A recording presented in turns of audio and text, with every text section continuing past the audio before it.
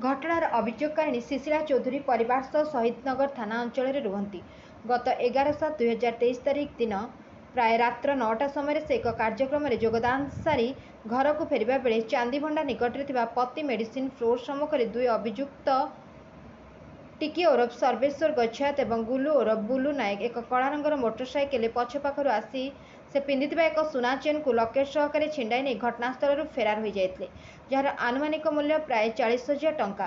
पर से यही लुट घटना को नहीं शहीदनगर थाना एक लिखित अभियोग करते। अभियोगकारिणी शिशिरा चौधरी एतला आधार में शहीदनगर थाना केस नंबर 274/2023 दफा 392/34 एक मामला रुजु कर तदंत एसआई श्री अश्विनी कुमार जेना को दायित्व हस्तांतर करा बेले पर एसआई श्री संतोष कुमार बेहेरा यह मामलार तदंत भार नहीं।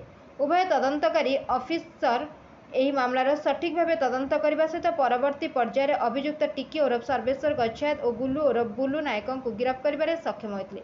यह मामलार विचार कर मान्यवर अदालत विभिन्न साक्षी और प्रयोज्य दस्तावेज को आधार कर अभियुक्त टिकी ओरफ सर्वेश्वर गच्छायत और गुल्लू ओरफ बुलू नायक को 1 वर्ष सश्रम कारादंडादेश सह 500 टंका लेखाएं जोरिमाना आदेश देते।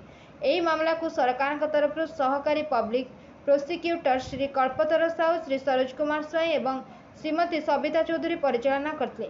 उल्लेखযোग्य उभय अभियुक्त गत 2023 मसीहा नवेम्बर और डिसेम्बर मासरे विभिन्न प्रकार लुट मामलें सक्रिय अंशग्रहण करथिबा बेले सहरर विभिन्न थाना एकाधिक मामला मान पंजीकृत होइतला। Bureau report Ekamra news agency.